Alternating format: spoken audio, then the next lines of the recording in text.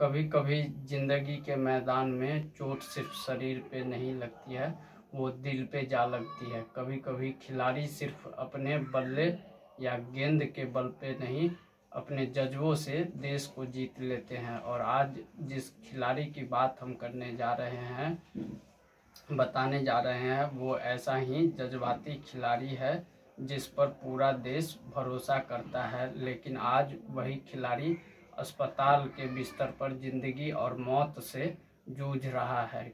25 अक्टूबर Sydney का मैदान Australia के खिलाफ तीसरा वनडे टीम इंडिया के इज्जत दांव पर था और मैदान पर सभी खिलाड़ी जोश में थे। हेलो दोस्तों, मैं अन्ना संतोष आपको आज एक सच्ची घटना सुनाने जा रहा हूँ। आप इस घटना को सुन करके और हमें कमेंट करके अपनी राय ज़रूर बताइएगा। श्रेयस अय्यर मैदान पर उस दिन फील्डिंग के दौरान एक ऐसा कैच पकड़ने के लिए दौड़ा जो शायद किसी भी फील्डर के लिए असंभव सा कैच था। बैक ऑफ पॉइंट के पीछे की तरफ भागते हुए दौड़ते हुए श्रेयस अय्यर हवा में छलांग लगाई और गिरते पड़ते कैच को उन्होंने सही सलामत पकड़ तो लिया, लेकिन स्टेडियम में हर एक दर्शक खड़ा होकर के श्रेयस अय्यर की कैच के लिए तालियां बजाना शुरू कर दिया। वो पल था जब भारत ने एक विकेट लिया, लेकिन शायद उसी पल श्रेयस अय्यर ने अपनी जीवन दांव पर लगा दी थी। गिरते वक्त श्रेयस अय्यर की पसलियों में ऐसा जबरदस्त चोट लग गया था, पसलियों के अंदर ब्लीडिंग इंटरनल शुरू हो गया था। लेकिन श्रेयस अय्यर उठे, मुस्कुराए और खड़ा हो गए। लेकिन थोड़ी समय बाद दर्द इतना बढ़ गया कि फिजियो को मैदान पर तुरंत अविलंब बुलाया गया। लेकिन दर्द में अय्यर कराहने शुरू कर दिए थे।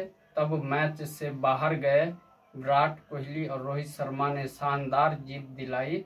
टीम इंडिया खुश थी, लेकिन ड्रेसिंग रूम में एक शख्स दर्द से तड़प रहा था। श्रेयस को तुरंत मेडिकल जांच हुई स्टेडियम में और उस जांच की रिपोर्ट में पाया गया कि श्रेयस अय्यर पसलियों के चोट तक ही सीमित नहीं है, उनके पसलियों के अंदरूनी नस जो है उसमें इंटरनल ब्लीडिंग भी ज़्यादा मात्रा में हो रही है। तब यही वो पल था जब सब कुछ बदल सा गया। उन्हें तुरंत सिडनी के एक अस्पताल में भर्ती कराया गया। शुरुआत में सबको लगा कि बस हल्की सी मामूली चोट होगी, लेकिन 25 अक्टूबर की देर रात अचानक खबर आती है कि श्रेयस अय्यर को आईसीयू में जीवन और मौत का सामना करना पड़ रहा है। आईसीयू वो 3 अक्षर का ऐसा नाम है जिसे सुन करके हर किसी का दिल कांप उठता है। वो खिलाड़ी जो हमेशा मैदान पर डटकर खड़ा रहता था, हमेशा लड़ता था, वो आज अस्पताल के मशीनों में जकड़ा हुआ था। उनकी हालात गंभीर बताई गई। पसलियों की चोट की वजह से, इंटरनल ब्लीडिंग की वजह से डॉक्टरों ने कहा कि अगले 7 दिन काफ़ी अहम है।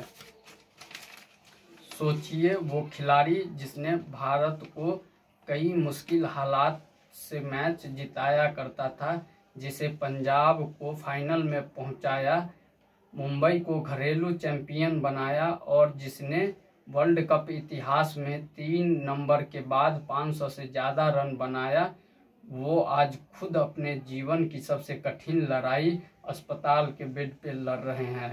टीम इंडिया के ड्रेसिंग रूम में सन्नाटा छाया हुआ था। कप्तान रोहित शर्मा और विराट कोहली चिंतित थे और भारत के करोड़ों क्रिकेट फैंस दुआ में हाथ जोड़े बैठे थे, श्रेयस जल्दी ठीक हो जाए। उनके माता पिता वीज़ा की प्रक्रिया को शुरू करके और तुरंत ऑस्ट्रेलिया के लिए रवाना होने की तैयारी में हैं, ताकि वो अपने बेटे से जाकर के मिल सके। डॉक्टरों के मुताबिक इंटरनल ब्लीडिंग में इन्फेक्शन फैल गया तो स्थिति और भयावह और गंभीर हो सकती है, इसलिए फ़िलहाल उन्हें आईसीयू में निगरानी में रखा गया है। लेकिन श्रेयस अय्यर को हम जानते हैं कि वो कभी हार नहीं मानते। उनका कैरियर खुद संघर्ष से भरा हुआ है। कंधे की सर्जरी के बाद उन्होंने वापसी की थी इंडियन टीम में। आईपीएल में उन्होंने साबित किया है कि दिल में आग हो तो मैदान फिर से जीता जा सकता है।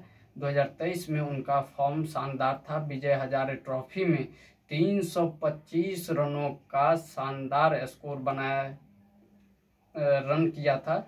आईपीएल में 504 रन किए, 175 का स्ट्राइक रेट रहा उनका। हर बार जब इंडियन टीम मुश्किल में होती थी तो चौथे नंबर पे बैटिंग करने के लिए श्रेयस अय्यर को ही उतारा जाता था और वही पारी को संभाला करते थे। लेकिन इस बार मुकाबला मैदान से नहीं, जिंदगी से हो रही है। वो लड़ाई है जो बल्ले से नहीं, हिम्मत से लड़ी जा रही है।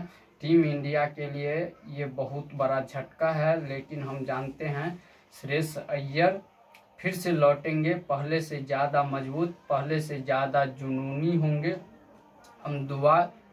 हम सबकी दुआएं उनके साथ है। श्रेयस, पूरा देश आपके साथ है। जल्दी लौटो, क्योंकि टीम इंडिया का 4 नवंबर से दक्षिण अफ्रीका के खिलाफ वनडे सीरीज अभी भी तुम्हारा इंतजार कर रहा है।